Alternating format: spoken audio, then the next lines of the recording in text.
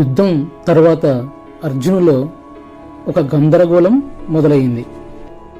అడవి మళ్ళీ నిశ్శబ్దంగా మారింది. ఎటు చూసినా యుద్ధం తాలూకా గుర్తులు కనిపిస్తున్నాయి. యుద్ధం ముగిసింది, కాని ప్రశ్నలు మొదలయ్యాయి. ఇది విజయం కాదు, ఇది విధి మొదటి అడుగు. ఎవరు వాళ్ళు? అంతటి క్రూరత్వం వాళ్ళలో ఎందుకు ఉంది? అప్పుడే సింహరాజు అర్జున్ దగ్గరికి వచ్చి ఇలా అన్నాడు. రాజా, ఈ యుద్ధం మాకు కొత్తది. మీ ఆలోచనలు మాకు దారి చూపాయి. మీలో చాలా యుద్ధ నైపుణ్యం ఉంది రాజా. మీరు మాకు నాయకుడు.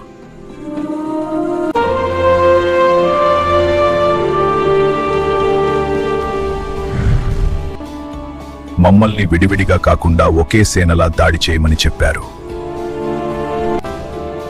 వ్యూహం అద్భుతం రాజా. ఇలాంటి మాకు తెలియవు.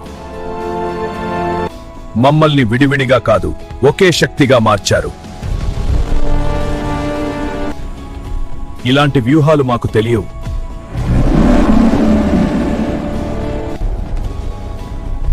మీరు మమ్మల్ని రక్షించారు రాజా.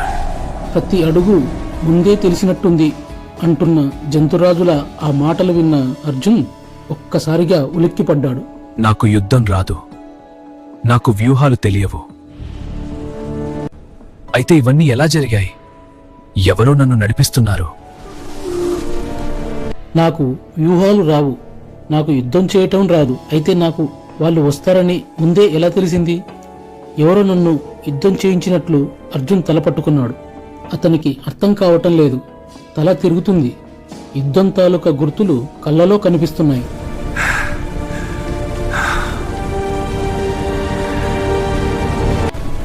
నా మనసు నా మాట వినడం లేదు. నా ఆలోచనలు నావి కావు. ఇది నా శక్తి కాదు, ఇది ఎవరో ఇచ్చిన బలం. అర్జున్ ఒక్కసారిగా వింతగా మారటం చూసిన జంతురాజులు ఏం జరిగింది రాజా అంటూ అర్జున్ దగ్గరికి వచ్చాయి. అప్పుడు అర్జున్కు గురువుగారు రంగనాథ శర్మ గారు గుర్తుకు వచ్చారు. గురువుగారు, మీకు అంతా తెలుసు. నాకు సమాధానం కావాలి. నేను గురువుగారిని కలవాలి.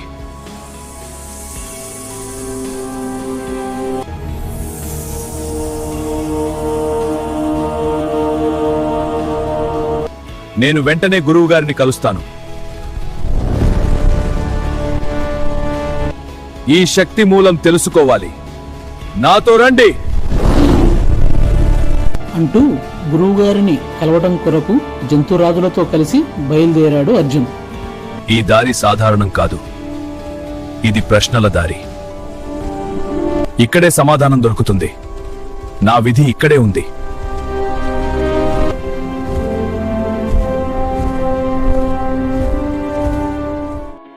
అడవి తల్లి గుడి అర్జున్ కొరకు ఎదురు చూస్తున్నట్లు ఉంది. ఇది గుడి కాదు, ఇది తల్లి గుండె. ఇక్కడ అబద్ధం నిలవదు, నిజం మాత్రమే మిగులుతుంది.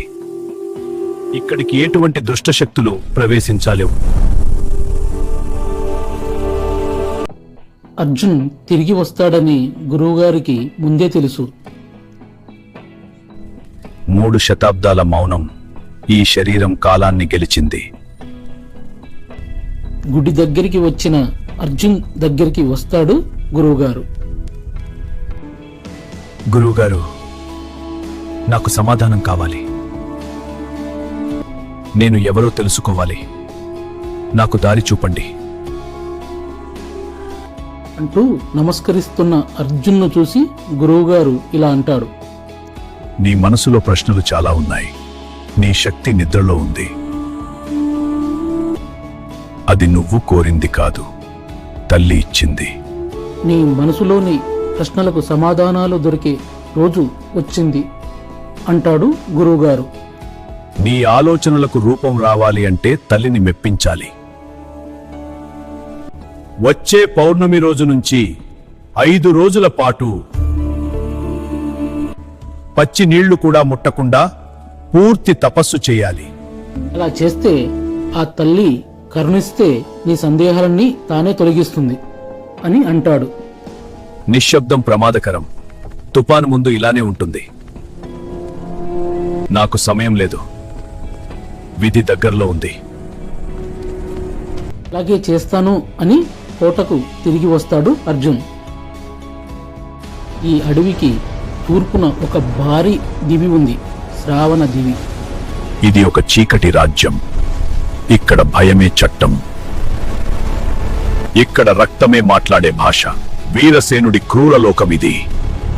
ఆ దివిలో ఒక పెద్ద నగరం ఉంది. ఒకప్పుడు ఆ నగరానికి రాజు ఆనందవర్మ.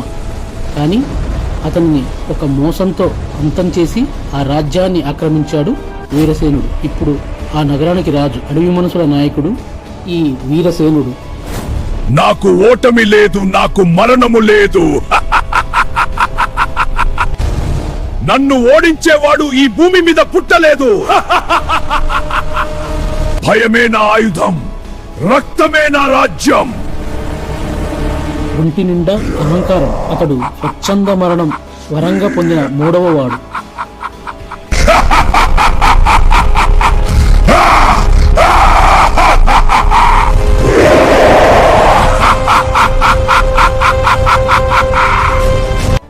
ఆ నగరంలోని ప్రజలకు మాట్లాడే హక్కు లేదు. తల ఎత్తి ఎవరైనా మాట్లాడితే వారి తల తెగిపడుతుంది. తరతరాలుగా కష్టాలు భరిస్తున్నారు వారు. కింకరుడు ఒక మనిషి కాదు, ఒక రాక్షసుడు. భారీ శరీరం. వీరసేనుడు తన తపోబలంతో కింకరుడిని తయారు చేశాడు. వీరసేనుడికి కుడిభుజం ఈ కింకరుడు. రాజు తర్వాత రాజు. అతను ఒక్కడు కాదు, అడవంతా అతని వెంటే ఉంది. జంతువులు అతని మాటలు వింటున్నాయి. మేము ఓడిపోయాం. వీరికి పందల్లారా చెప్పటానికి సిగ్గు లేదా? నిన్న అడవిలో నుంచి పారిపోయి వచ్చిన తమ సైనికులు జరిగింది కింకరుడికి చెప్తారు. అది విన్న కింకరుడు కోపంతో రగిలిపోతాడు.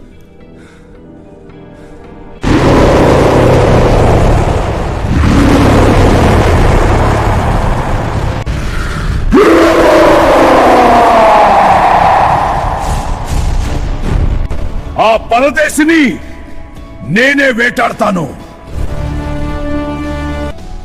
వాడి తల నరికి మన రాజుగారికి బహుమతిగా ఇస్తాను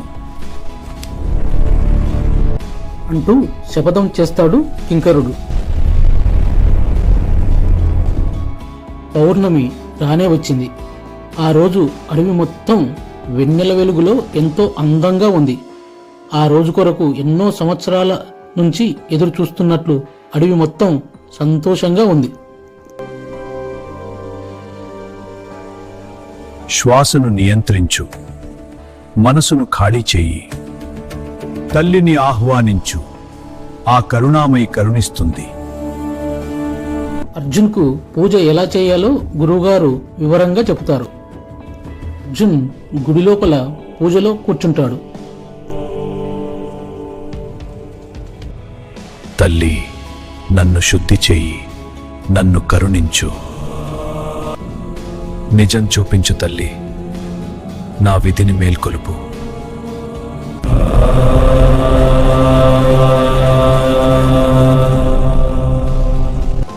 గుడి బయట అన్ని జంతువులు కూడా భక్తితో ఆ తల్లిని ప్రార్థిస్తుంటాయి.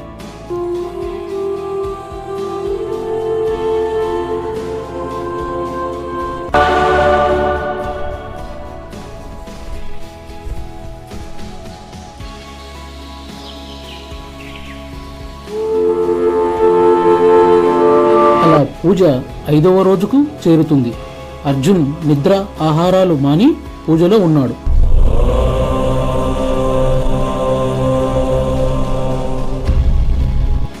ఆ సమయంలో అడవి తల్లి అర్జున్ను పరీక్షిస్తుంది. తన తండ్రి ఆనందవర్మలాగే అర్జున్ కూడా సమర్థుడు.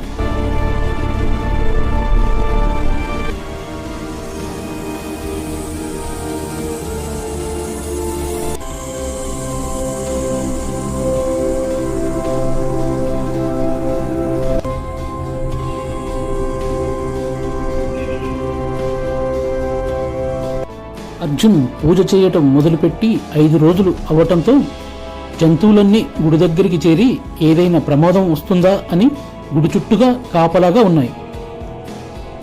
అర్జున్ పూజకు సంతోషపడ్డ అడవి తల్లి అర్జున్ ముందుకు వస్తుంది.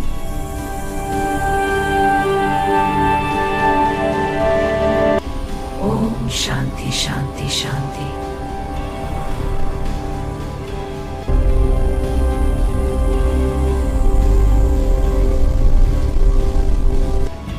ఒక పక్క కింకరుడు కొంతమంది సైన్యంతో వీరసేనుడికి తెలియకుండా ఆ పరదేశిని చంపాలని బయలుదేరాడు. అద్భుతం! అడవి తల్లి అర్జున్ కళ్ళ ముందు కనిపించగా అర్జున్ ఎంతో భక్తితో నమస్కరిస్తూ, నా జన్మ ధన్యమయ్యింది తల్లి అని అంటాడు.